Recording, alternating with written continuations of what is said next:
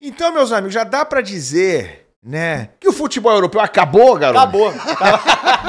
Não, mas já dá pra Abraço, dizer... hein, Sormani? Se a gente for olhar, inclusive, os placares, acho que refletem muito do que a gente falava. Quem teve ali uma vitória um pouquinho maior, PSG, um pouquinho, bem maior, né? Contra adversário difícil, contra o Atlético de Madrid, um 4-0. O Bayern contra adversário muito frágil, mas fez prevalecer o domínio, a supremacia do Bayern, num 10-0, não tem nem o que discutir. Fora isso, a gente viu essas equipes que, pra mim, não estão nesses superclubes, ou vencendo em placares normais, que a gente está acostumado a ver, um 2-0, 1-0, 2-1, um 2-0 do City, 2-0 do Chelsea. Fora isso, mais quem? É empate. O Porto empatou, Benfica empatou, mais quem? Real Madrid empatou agora, Borussia empatou. Honestamente, assim, eu acho que a gente até meio que debateu isso ontem um pouquinho, sobre essa questão do desnível, né? E eu particularmente falava nas últimas semanas, eu não acho que o desnível do futebol brasileiro, a gente pode incluir talvez mexicano, norte-americano, enfim, não esteja tão distante desses times mais comuns da Europa. Que acho que a gente tem o hábito de botar todo mundo no mesmo balaio, né? Como se o europeu fosse tudo igual, como se todo time da Alemanha fosse o Bayern, todo time da Espanha fosse o Real Madrid. Não é. A gente está vendo nessas primeiras rodadas de Copa do Mundo, essa primeira rodada de Copa do Mundo, exatamente isso. Vai ter vitória do europeu sobre o sul-americano? Claro que vai ter. Naturalmente vai acontecer em algum momento. Agora, não quer dizer que essa supremacia vai acontecer, né? Então, e a gente já não viu isso na primeira rodada, né? Pois é. E aí, Joãozinho, estão decepcionando os europeus? Cara, eu acho que sim. Principalmente assim, a gente tá falando de alguns clubes que têm expectativas muito altas, né? A gente sempre colocou aqui a maneira como a gente vê o PSG como sendo algo que precisava ali mostrar um ótimo futebol e mostrou contra o Atlético de Madrid. Eu acho que o PSG é um dos que entregou. O Bayern de Munique também, mas o Auckland City é um time que, assim, é muito discrepante a qualidade dos dois. O Auckland City é um time semi-amador, né? Mas assim, o Inter de Milão, por exemplo, deixou a desejar, por mais que tenha ali uma troca de técnico, que é compreensível, né? O Inzaghi saiu, inclusive é o técnico do Al Hilal, que conseguiu um empate hoje contra o Real Madrid. E o Real Madrid agora no empate que, assim, não só não teve domínio do primeiro tempo do jogo, foi um jogo muito, muito complicado para o Real Madrid no primeiro tempo de navegar, e no primeiro tempo estava com todas as suas peças-chave. Acho que a única peça que não estava em campo era o Mbappé, que não foi relacionado por conta de um quadro viral que ele não se recuperou, então é um desfalque realmente. Não foi uma opção do Xabi Alonso, mas estava com o Rodrigo, estava com o Vini Júnior, estava com todos esses jogadores, e aí você se questiona o que está acontecendo com o Real Madrid. Óbvio, né? O Arda Güler está em campo, o Modric entra no segundo tempo, o Valverde entra no segundo tempo, inclusive quem bate o pênalti é o Valverde, e mesmo assim, defesaça do Bono, assim, todos os méritos do goleiro, mas o Al Hilal não tinha condições de jogar um segundo tempo na mesma intensidade que jogou o primeiro, isso é óbvio, né? O banco do Real Madrid dá muito mais oportunidade, né, para você crescer no jogo no segundo tempo do que o do Al Hilal, né? A saída do Renan Lodge, do Marcos Leonardo, fizeram um declínio muito grande realmente no futebol do Al Hilal para poder ali continuar naquela transição e jogar de contra-ataque. Mas eu acho que mesmo assim o Al Hilal soube se defender no segundo tempo e levou um empate para casa muito importante e muito interessante para esse grupo, que pode aí trazer até alguma reviravolta, né? Porque é provável que o Salzburg ganhe hoje ou o Pachuca ganhe e a gente tenha uma liderança nesse grupo que ninguém esperava com o Real Madrid ali. O Real Madrid talvez brigando pela segunda colocação inicialmente. Exatamente. Né? Cara, então assim, no caso da Inter não dá nem para botar na conta esse papo de tava de férias, né? Inter de Milão jogou outro dia a final da Champions. Então, assim, é o caso do PSG. A PSG acabou de jogar a final da Champions, chegou e meteu um 4-0 no Atlético de Madrid. A Inter não. A Inter fez um jogo duro, tá? Tomou bola na trave. Longe de ser, até começou ali no Rio, quando fez o gol, não comemorou, aquele papo todo.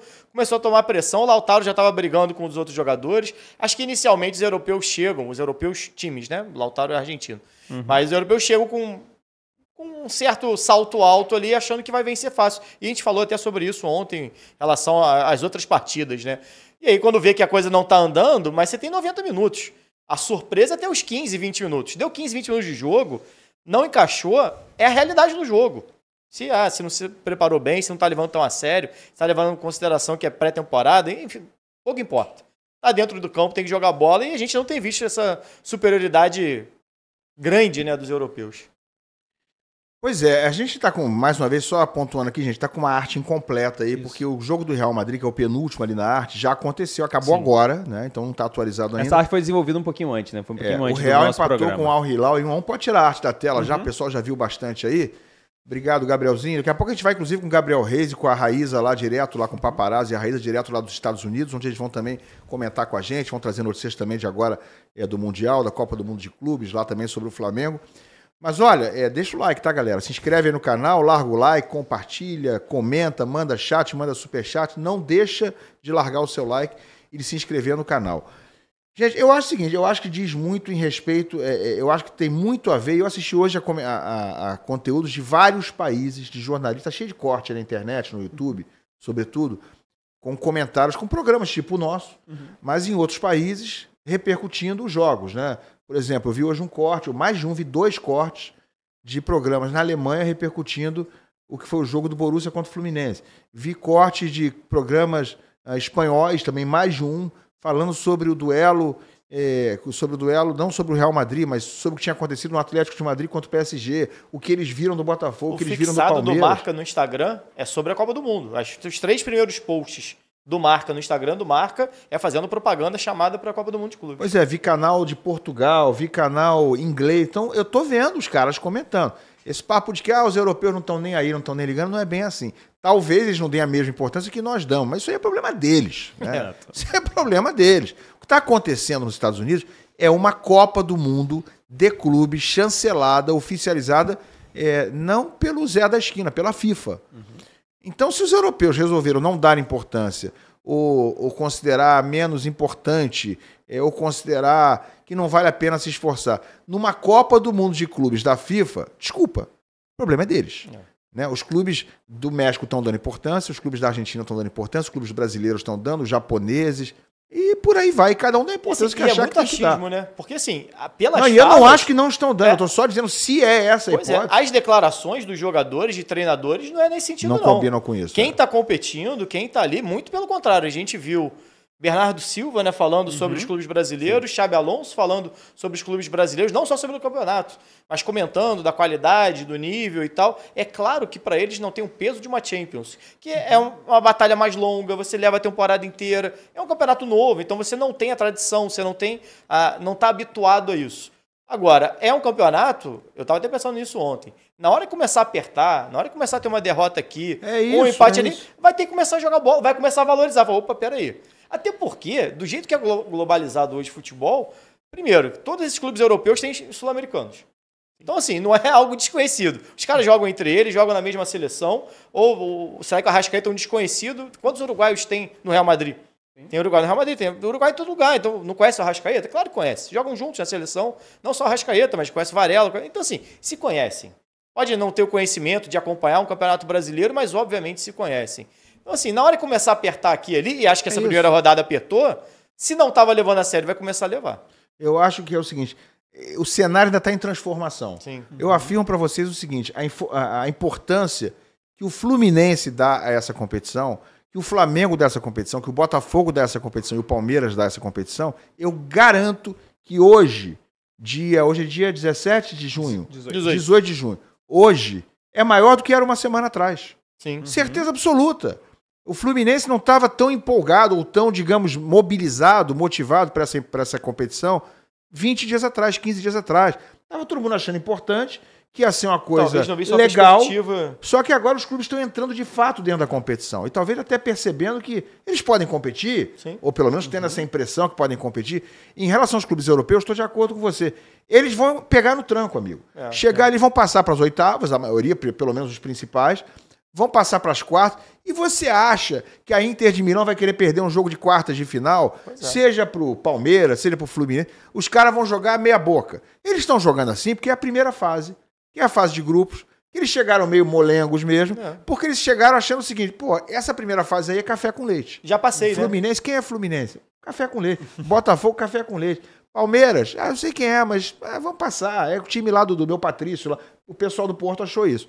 Então, eles chegaram com o foco mais embaixo, chegaram com a concentração mais baixa, mas já perceberam que talvez eles tenham que se concentrar um pouco antes do que era esperado. Eles talvez tenham achado o seguinte, deixa a coisa funilar, ali na frente, nas semifinais, a gente começa a jogar. Só que não vai dar para ser assim. Então, na minha opinião, aconteceu um erro de avaliação deles. Eles estão, talvez, entrando menos concentrados do que deveriam contra adversários sul-americanos, adversários mexicanos. De uma certa forma, dá para considerar isso, que estão subestimando os adversários. O Arias falou ontem, duramente, depois do jogo do Fluminense, deu uma declaração dura sobre isso. Falou, acho um erro eles subestimarem os times sul-americanos, os times que não são europeus. Então, para mim, é isso que está acontecendo. E outra, isso aí é vento que venta lá, venta cá também. Se o Fluminense entrar contra o Ulsan desconcentrado ou achando que... Se ele entrar com o espírito de Borussia contra o Fluminense, ele pode não ganhar o jogo também. Se o Flamengo tivesse entrado contra o Esperance também achando que não precisava fazer grande coisa, ele poderia ter sido surpreendido. O Botafogo quase foi surpreendido. O Botafogo fez um jogo muito abaixo do que pode. Cara, não perdeu por detalhe. Merecia não vencer pelo que foi o jogo. E eu acho que tem a ver com o nível de concentração. Já falei ontem aqui, vou repetir. Duvido que o Botafogo contra o PSG não jogue mais do que jogou contra o Esperance. Pode perder o jogo, pode não conseguir jogar, mas que ele vai entrar numa vibe mais alta, num nível de concentração, de intensidade, de foco mesmo mais alto. Sim. Isso é natural. Então, para mim, tem muito mais a ver com eles estavam confortáveis demais, eles acharam que ia ser uma teta essa primeira fase, que ia ser café com leite, do que, eles não estão nem aí. Eu quero ver na final do campeonato, se tiver lá o Real Madrid e o Palmeiras, vamos dizer que isso possa acontecer, né? Ou qualquer outro time, quero ver se eles não vão querer ganhar. Se for Real Madrid e Inter de Milão, se for Real Madrid e PSG, se não vão comemorar se ganhar. Isso é que eu quero ver. Tá? Se alguém ganhar esse Mundial, se o Real Madrid ganhar do PSG na final e não comemorar, eu vou falar, realmente os caras estão cagando pra isso aí. Mas eu acho que não é o caso. Eu tava até olhando aqui com calma a escalação do Al Hilal, porque acho que a gente fica nessa muito de clube brasileiro, clube árabe e tal. A gente esquece que grande parte dos jogadores, inclusive que jogam no Brasil hoje, são jogadores que estavam na Europa outro dia. Danilo, Alexandre, Jorginho, acabou de dizer, Jorginho estava no Chelsea até outro dia, até bem pouco tempo, Thiago Silva. Você pega a maioria, ou são jogadores de seleção, das suas seleções, e por que a gente não acha um absurdo a Colômbia enfrentar a Polônia? Aí você vai ver jogadores da seleção da Polônia nesses times que estão atuando. Aí você tem o da seleção da Colômbia. No nosso caso, a gente vai ter mais jogadores sul-americanos. Tá vendo o time do Al Hilal? O Bono, goleiro de Marrocos. Cancelo, lateral de Portugal. Koulibaly, de Senegal. Renan Lodge era do Atlético de Madrid até outro dia. Seleção brasileira. Rubem Neves. Milinkovic. Malcom. Marcos Leonardo. Então, assim, não é esses caras já, inclusive, se enfrentam muitas vezes, ou se enfrentaram muitas vezes na Europa. Então eu não acho um absurdo. É claro que, eu falei aqui, tem os superclubes que eu gosto de destacar, que esses têm um peso muito maior, um investimento muito maior. Agora, esses outros jogadores, inclusive que jogam no futebol sul-americano, principalmente no futebol brasileiro, são muitos jogadores que atuaram na Europa ou atuam por seleções. Então não deveria ser uma surpresa e a gente não deveria achar que essa distância é tão grande assim. Acho que é uma informação para todo mundo. De uma certa maneira, é um aviso para todo mundo. Para os clubes europeus, que não são esses superclubes, que, olha, o futebol da América do Sul não está distante. E para nós da América do Sul, olha, na Arábia não está tão distante, no México não está tão distante, nos Estados Unidos não está tão distante. Acho que é muito isso, a gente globalizou o futebol. E os talentos, nem todo mundo consegue ficar nos superclubes europeus e acabam espalhando por outras equipes também. Uns voltam para o Brasil, voltam para a Argentina.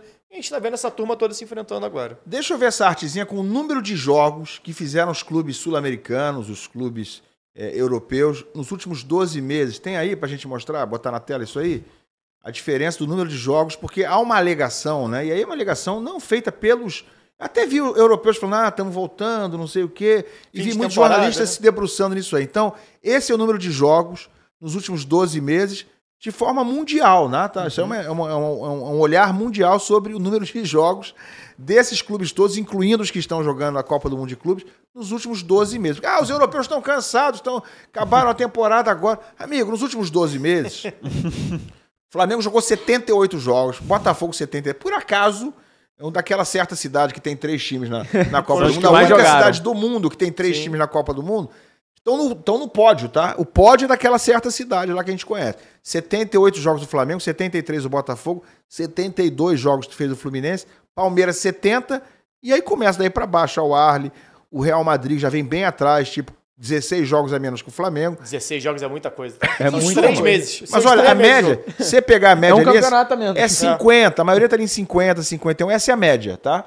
Então, enquanto, por exemplo, a Juventus está ali no meio com 51 jogos, enquanto a Juventus faz 2 jogos, o Flamengo faz mais de 3.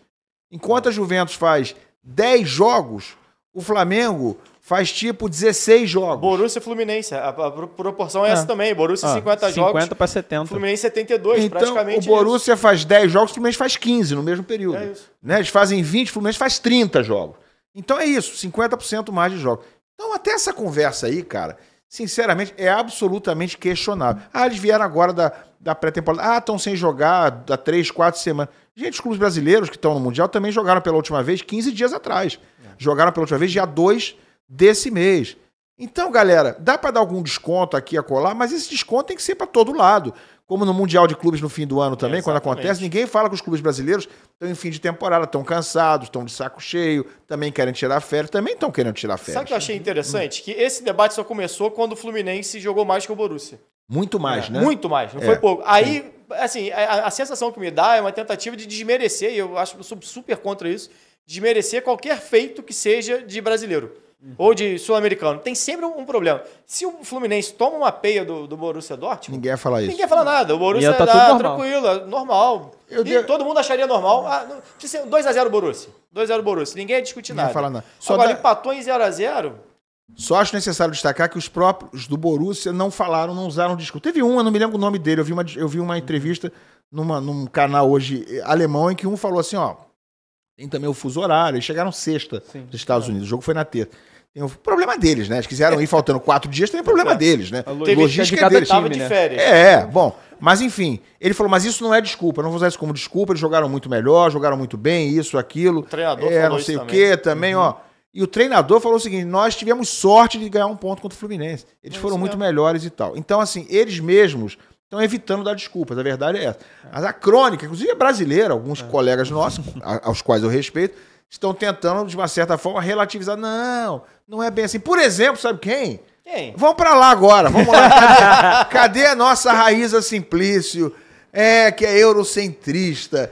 Já arrumou o casaquinho É uma da sorte, passadora de pano do futebol europeu, Raíza. Se não fosse do Alianza Lima, tudo bem, Raíza. Mas pelo amor de Deus, o Alianza Lima estreia que Nada dia, a propósito, disso. hein, Raíza? Isso é calúnia, isso é calúnia. O Na casaquinho da sorte verdade, voltou, o Alianza Lima, Alianza Lima, pela teoria de alguns, né, muito melhor do que vários times, como o Benfica, como o próprio Barcelona, tá? Sem Segundo a distorção. teoria da galera, o Alianza Lima, tô escutando aí o papo de vocês e tal, mas aí não tem nada disso que o Milan falou, não. Eu vou repetir aqui o que eu falei ontem.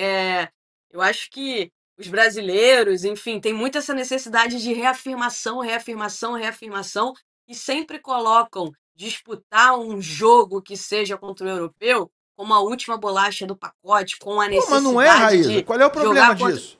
Qual é o problema disso? Cara, Ué?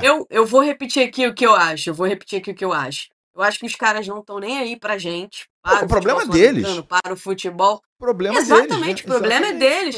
E a gente tem que cuidar do nosso. Eu acho que a gente tem que cuidar do nosso. A gente não tem que ficar se balizando por eles.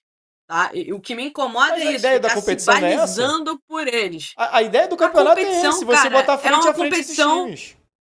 Eu acho que a ideia da competição e o que a competição mostra até aqui são a oportunidade de ter partidas super aleatórias. Super aleatórias que normalmente você não vai ter. E eu acho que a gente tem que mais desfrutar do que ficar achando que, é assim. De novo, gente, olha só, pela teoria, o Monterrey é um timaço, então, né? A Liga Mexicana é maravilhosa. Mas ninguém falou isso. Porque empatou com a Inter de Milão. Não tô falando de Mas vocês, eu empatou tô com a falando Inter do que de eu tenho Milão, visto pô. por Como a aí. Inter de Milão perdeu que pro empatou Como com do a Inter campeonato de Milão, italiano. É uma coisa que acontece. Esse é o ponto. Exatamente isso, exatamente. Um jogo, 2 jogos, não prova nada pra ninguém. Esse é o ponto. Mas se ele ganhou, ele ganhou. Se ele empatou, tem que empatou. desfrutar das Entendeu? competições aleatórias. E sobre o fato da questão dos europeus estarem ligando, não estarem ligando, eu acho que o mais importante de tudo são sempre os contextos, né? E, obviamente, o contexto deles hoje é totalmente diferente do contexto que nós, por exemplo, estamos encarando a competição. Enquanto a gente encara... Tudo bem, o Ilan vai falar, problema deles. Ok, é problema deles, não estou dizendo que não é problema deles. Né? Enquanto a gente encara como a última bolacha do pacote, como uma coisa maravilhosa, os caras encaram como, pô, é mais uma competição, um estorvo aqui pra gente, tá atrapalhando nossas férias, né? Eu acho que Eu eles acho não que fazem isso, esse é não. o ponto. Contexto. E eu acho que o contexto. E por isso que eu falo que a FIFA, para fortalecer essa competição para outras edições, e eu tenho a informação de que a FIFA está se reunindo com dirigentes, enfim, principalmente com os europeus, né? Dirigentes dos clubes europeus estão fazendo exigências à FIFA para a próxima edição. E aí existem uma série de exigências que eles estão fazendo, e por isso que eu falei aqui, eu acho que a FIFA precisa se reunir com todo mundo e procurar um meio termo que seja bom para todo mundo, para que a competição possa se fortalecer, possa crescer. Por exemplo, a informação que eu tenho é que os europeus estão querendo, por exemplo, excluir algumas equipes, mudar a forma de classificação. A classificação para essa edição, ela foi em cima de campeões, né? Em campeões dos seus continentes, etc. E alguns dirigentes na Europa estão exigindo da FIFA que essa classificação seja só por ranqueamento, tá? Isso aqui é uma informação para vocês. Conversei hoje com uma pessoa da FIFA que me passou essa informação, e há exigências de dirigentes no futebol europeu para que se mude o critério de classificação da competição, entre outras exigências que a FIFA vai precisar trabalhar e ter muito jogo de cintura para lidar, para poder realizar a próxima edição, que seria agendada para 2029. Então, esse é um ponto. Dirigentes europeus estão exigindo que se mude o critério de classificação e que a classificação seja apenas por ranking e não por campeões continentais, Não, o que por eles querem é a exemplo. Superliga, que eles sempre quiseram. O sonho deles é Exatamente. montar uma Superliga que só eles ficam jogando entre eles. E para